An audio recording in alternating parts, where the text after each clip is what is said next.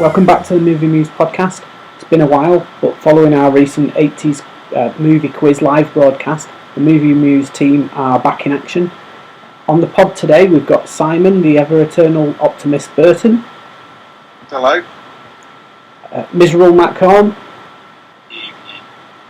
And Mr. Even Stephen, my good self, Gordon Sinclair. Tonight we continue our film club feature with the 17th film on our list, the 1989 Nintendo advert and Fred Savage vehicle, The Wizard. Savage was riding high at the end of the 80s with the hit comedy nostalgia series The Wonder Years, and so it's no surprise that he was chosen to front a film that was essentially the official launch of the Super Mario Bros. 3 video game. Though that shouldn't detract from the lofty ambitions of the film overall, a tale of two young runaways, one suffering from PTSD after the death of his twin sister, who after meeting a similarly disenfranchised young teen set off for California and the video game Armageddon competition at Universal Studios, with the dreams of winning £50,000. $50,000 even. The trio get into a number of scrapes as they try to avoid a dastardly private eye hired by the boy's mother, and also their father and older brother, who are also in hot pursuit. The film features a number of Nintendo Entertainment System arcade games and even an infamous fit scene with the ill-fated Nintendo Power Glove. It was a critical bomb at the time, with most of the criticism centred on the product placement, particularly for Nintendo and Universal, but with a cult following that drove good sales on home media, The Wizard is still held with a lot of nostalgic fondness by many. You got 50,000 on Double Dragon? Fred Savage has a plan. He's headed for the video championships. It's going to take a lot of talent. Ellie! Here we come! A little romance. I am not kissing a boy. And the Wizard. Video Armageddon. You can do it! You're the best! Fred Savage in The Wizard. Rated PG. Matt, what did you think? This is the first time I've seen this film. Never watched it back in the 80s. Didn't really appeal to me because most video game movies are generally terrible. And although this isn't really a video game movie, it's not based on a video game, it's still got video games in it, and I've not heard many great things about it. But actually, I didn't think it was that bad. I mean, it's very much working to a blueprint of most 80s films. You know, you've got the likeable characters, the not likeable characters, the sort of adventure that they're going on, the cheesy sort of soft rock soundtrack, and not very great acting for the most part. But despite all that, I thought it was okay. It's a really shameless Nintendo marketing movie. There's so much placement of the Nintendo stuff in there. As you mentioned, the Power Glove in particular, all the different games. I noticed a few games where they were calling the game one thing and it was actually a different game on the screen. And also it got this racing game, which I think was Top Speed, the Konami game. They called it F1 Dream, which is a completely different game. I looked it up while I was watching the film. But I didn't understand why that was there at all, because it's not a Nintendo game, it's not a NES game, so that was a bit peculiar. But overall, it's kind of a heartwarming story. It's a bit like a sort of kids' version of Rain Man, I suppose, where, you know, Rain Man was Tom Cruise and getting his autistic older brother, taking him from a care home or whatever on a road trip, and this is a similar sort of story, although I think it probably came out the same year as Rain Man, so I don't suppose you could say you ripped it off. But yeah, I mean, I think the ending was quite heartwarming. I liked the big sort of Nintendo, what's the thing called, the video game Armageddon scenes were quite fun as well. Some interesting hardware there. They've got like massive joysticks for them to play with and buttons rather than a NES controller. But yeah, and also there was the product placement or the advertising for Universal Studios, so that appealed to me as a theme park fan. It was interesting to see Universal as it looked back then. So yeah, there was a few things to like about it. It was very cheesy, very 80s, but it wasn't terrible. Okay, thanks for that, Matt. Simon, what about you? Well, Matt said most of what Matt said is the same for me. I'd never seen it before, and it was what I expected of a sort of mid to late 80s sort of teen movie. Obviously it was a big product placement for Nintendo. It was almost just like a very long advert with a story built around it. But it was interesting. I liked some of the characters. I didn't think it wasn't awful. I looked online as well and saw some of people reviews and what it got on Rotten Tomatoes and things, and I thought it was a bit unfair. It was. The reviews I read online seemed to say it did plagiarise. It was Rain Man. It ripped off, but I don't know what part of the year, whether they came out or not. I don't know. It must have this same year. They must have been started. This must have been in production before Rain Man was finished. But they were saying it sort of said it didn't really deal with the concept of the little boy with the issues. It didn't really focus on that. It was all about just getting to the gaming event. But I thought the way they buddied up with the girl, and it was all, and the things that happened to them along the way. I did predict that he'd go missing at one point. I did predict they'd get into trouble with some kids or something. The Power Glove was a big product placement. Couldn't get any better than that, with the cool kid with it, of course. But it was nice. It was all right. There was no scenes where I was cringing. I thought it was good. Bo Bridges playing the dad was just typical sort of what I expected at that time. There were some reasonable names in there, and it got, I knew they'd get to the end. I half expected him not to quite win it. I thought maybe he might just fail at the last minute, but they'll say that doesn't matter. It's taking part and all that. But no, he won it. It all went well at the end. So I just thought, okay, fair enough. But it was nice. It was a nice feeling. And I just liked the way that he eventually, when he's going back to California, I didn't think he'd go to that dinosaur place, and then suddenly realised it linked in with the picture that he'd had in his box with his sister that had died.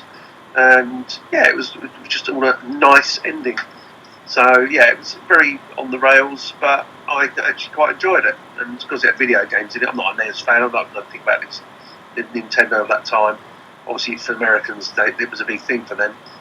For us over here, we didn't really hit it with the NES, so I was more into the Master System and Mega Drive. So, but yeah, overall, I thought it was not a bad movie. I'm probably a little bit harder on some of the story elements than the new guys seem to be. I thought for what is essentially a kids' film, it had some very adult themes. The PTSD, the whole Runaways thing. The girl that just suddenly turns up and then ends up following them, but she's got these older men friends that seemed quite protective but odd. That she would know these people and they would be looking out for her, but they're not concerned that she's all on her own in the big bad world. I thought there were some scenes that you might have got away in the 80s, but that he touched my breast scene was I thought basically accusing somebody of paedophilia as a plot point on a kids movie seemed a little bit out of place, certainly for now. I thought some of the arcade machines, they were all like Play Choice 10 or whatever, the various Nintendo machines that just were the home software in an arcade shell, I assume.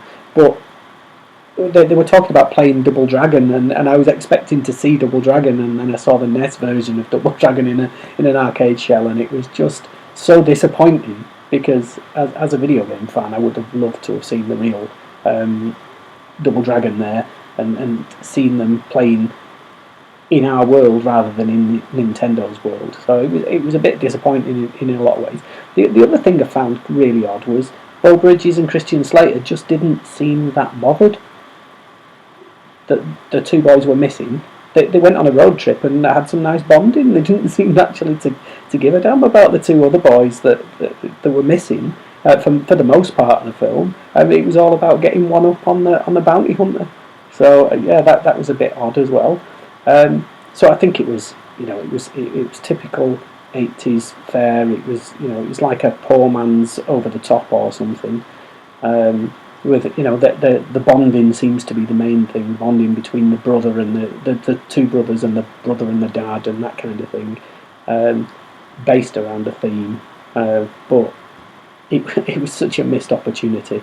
But as far as I believe, due to a chip shortage, that they wanted to do some big reveal for Super Mario Bros. 3 because of the delay for it being released. So they thought, let's tie it into this video game movie and make a big deal out of it. But then the actual Super Mario Brothers 3 bit wasn't that exciting. It just throwing it into the Armageddon, it didn't seem really making that big a deal of anything. Lots of product placement, but not a lot of fanfare. Doesn't mean I didn't enjoy it, but I just think it's such a shame. Even in 1989, which I actually thought it came out earlier, because in 1989 I was 17, so I must have watched it when I was 19. So I was probably a bit old for the target audience back then, but I thought it was from so much earlier, and because I thought I enjoyed it the first time I watched it, and then I watched it the second time and thought, oh, I'm not so sure about this, and then this week I watched it again for the third time and enjoyed it even less. So it's a film with diminishing returns. So if you've only watched it the once, you two, I would say stick, don't twist. I definitely agree with some of the stuff you said, especially about Super Mario Brothers 3. There's a couple of things. I quite like the reveal. It's one of my favourite scenes, actually, with the big reveal of Super Mario 3. I thought that was actually, even knowing that it was going to be announced, it was actually quite brilliant, and I kind of quite enjoyed that. But then the footage they showed of it was really mediocre, and probably because no one knew how to play it at that point, I suppose. But it was a bit odd that there's a bit towards the end where the kid, what's the kid's name? Jimmy, the little one. Jimmy playing. There's a bit near the end where the kid Jimmy, he finds the warp zone, and he gets this magic flute or something like that. And the girl in the crowd who's never ever seen the game before goes, "Oh, get the magic flute! That'll allow you to go wherever you like." It's like, how would you possibly know that? And it's just stupid stuff like that you'd never pick holes in it like that when you were a kid. But now, knowing how games work and stuff, it was just silly. Yeah, what you said about Double Dragon as well. It's like, why show? You could show the arcade version, but you're showing the NES version. It was a bit embarrassing at times.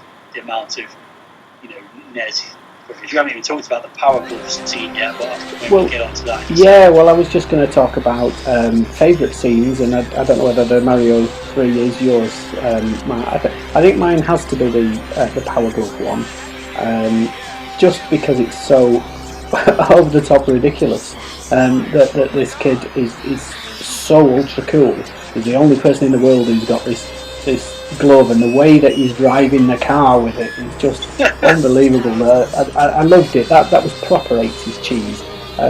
It was in a good way. That was the best scene. Yeah. Well, that was the best scene, but it's just like, could you even do that with the Power Glove? I don't know. Think you can. Has anyone ever used a Power Glove? It was like he was using a Wii controller rather than Power Glove. Yeah, there's a steering wheel, and it's like, I don't think you could even do that with it, and if you could, I doubt it was as good as like the controller that was being shown on the screen. But again, the footage that they showed of him driving, he was supposed to be so brilliant, but he kept crashing the car all the time. Bumping into other cars, and I was expecting to see weaving through the traffic and being really good at the game, but he actually looked pretty average at it, apart from looking really cool driving the car. What about you, Si? Were there any other scenes that stood out for you?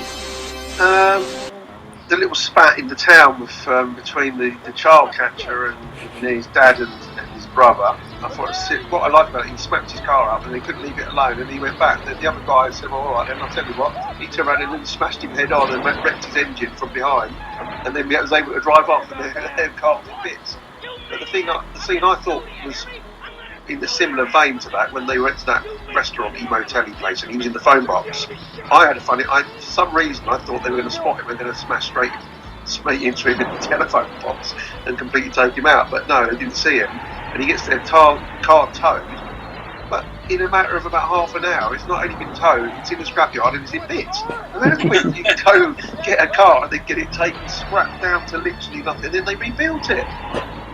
Christian Slater comes in with some oil on his face and says, Dad, it's all pretty sorted, and it's all back together, all in different colours and body parts. And is that all? Can you just find that particular car's, there's parts of that particular pickup truck there, and it's all look the same, but just all different coloured. I just thought that was a bit silly. And his dad's in that little old container with the NES on, still trying to play. You got to play, just going, I've got to finish it, and he turns it off.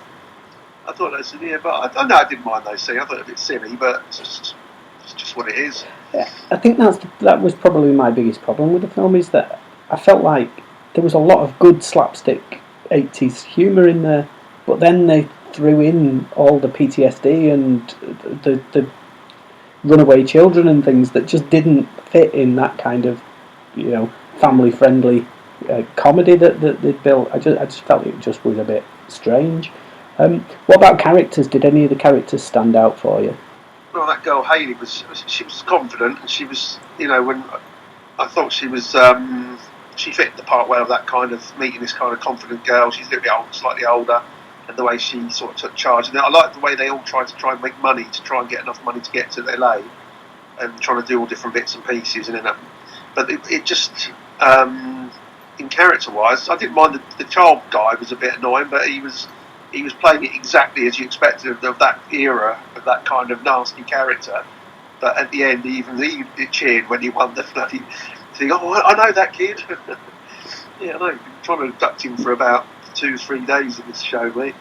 And but yeah, I didn't think any particular character stood out. Matt? I tend to agree. They were all very sort of stereotypical characters from those kind of films. I'd probably agree that the girl Hayley was probably a little bit atypical for that era, in that she's a sort of fairly strong female character. Although, like you said, the fact that she seemed to basically just be living on her own and just had this strange group of people looking after her, truck drivers and stuff, was a bit strange. There were quite a lot of sinister characters in it, I thought. Like, obviously, you mentioned the bounty hunter, or whatever they're calling him. I mean, as if you would trust that guy to go and retrieve a young child. I mean, if you were to draw a picture of a paedophile, that's probably the picture you'd draw. The way he's carrying him out of the arcade at one point, he just got this boy under his arm, launching him out of an arcade. Yeah, very sensitive. Even the guy, the sort of host of the competition, was a bit sinister as well. He was. The MC of the competition. So yeah, there weren't many good characters in it, as Simon just said. They're all very stereotypical of that era. But I think probably the girl was probably, although her acting was really bad at the beginning, she tended to got better as it went on, I think. I think for me it was probably Christian Slater. I think you could see that he was probably Beau Bridges apart, was by far the best actor in the film, and there was so much scope with his character. When he started mending the console and things like that, there was scope for more to come from that character, more of the relationship between him and his dad, and it was a shame that they skipped a lot of that to put more Nintendo adverts in. So I think Christian Slater was my favourite actor in the film, but the character was underused, so he possibly wasn't my favourite character. I mean, it feels harsh to be overly critical of a 1980s video game movie when there haven't been good video game movies until 2025 maybe. So it's probably a bit harsh for us to be overcritical, but I enjoyed the film, but it's not the sum of the parts. I couldn't add up all the bits that I liked because there aren't that many. It's just a feeling. I think it's just got this nice 80s feeling, even though it's almost a 90s film.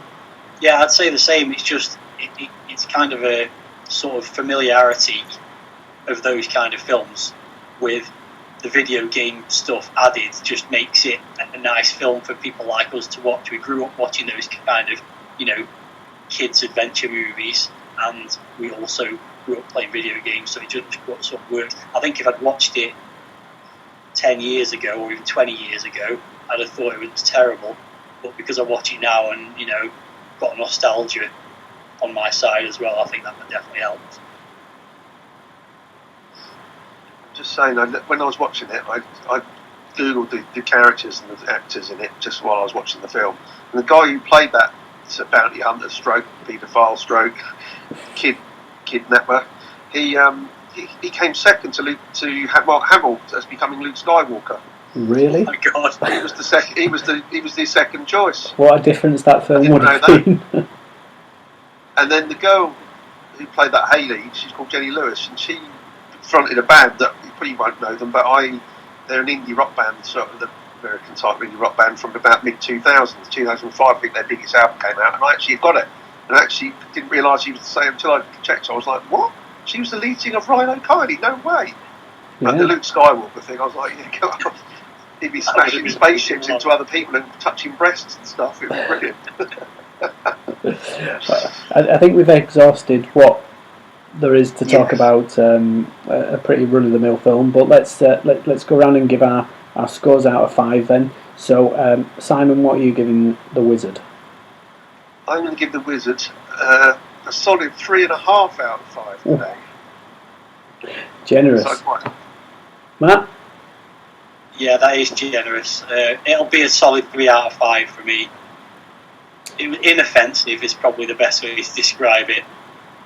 Yeah, I tend to agree, and I feel bad giving it a 3 out of 5 because I actually don't think it's better than average, which 3 should be. But I also feel guilty giving it 2.5 because I think it's there's fun in there, and the nostalgia is enough on its own. So I'm going to give it 3 as well.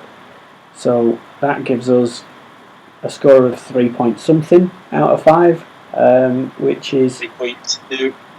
Which I suppose is a recommendation. Yeah. What I liked, I just resonated with it because it was just a simpler times. It was just that really hit me. I was looking back at it thinking, I don't mind going back to 1989.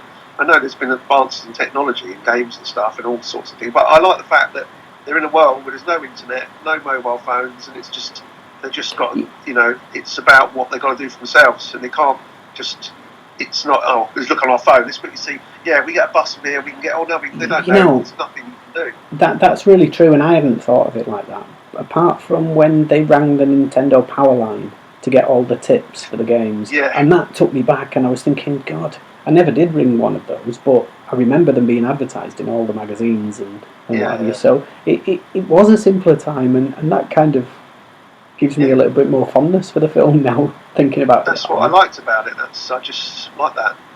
And it still looked quite cool. The theme parks have looked reasonably good. I presume it's probably way bigger and way more impressive these days, but I think it looks okay for the late 80s. And it didn't seem too bad. I think it was just the studio tour back then. I don't think there was any rides there. I imagine it was just the studio tour. I do like how you said it reminds you of simpler times where you could kidnap your little brother from a care home and basically hitchhike from Utah to California without the police getting involved at all. There was another scene I really liked. I put it on the short list for best scene. It was early on, where the guy's chasing Fred Savage around a load of cows in the back of a truck. That was it. I liked that scene. Yeah, that was a sinister. That was quite sinister as well. Grabbing the girl, chasing him. And they only wanted a bit of cash. How many times did they make some money though and have it stolen though? They repeated that. I'm sure that happened 3 times in the film. So. At least. Yeah. And then one of her friends who look after her go to the casino. And she tells him how a 13-year-old girl tells him how to win it, and everyone comes in. Yeah. Everything she said happened. She gives him a tenner for it. Yeah. And wins £400 or $500. Brilliant. I did love the line from the end of the Power Glove scene as well. I love the Power Glove. It's so bad. God almighty. Yeah, I can't see that on the posters.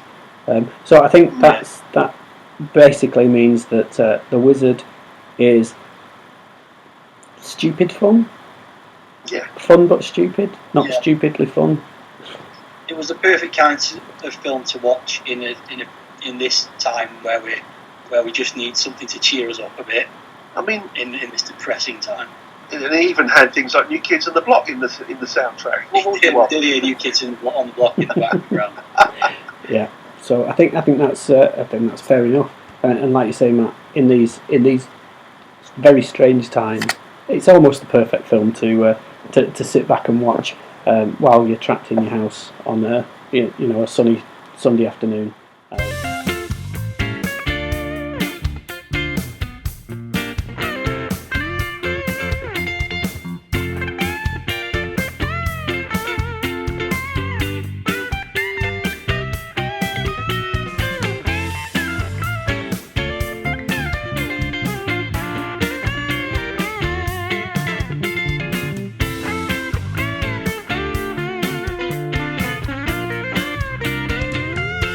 Is it all just an audio recording, I hope? No.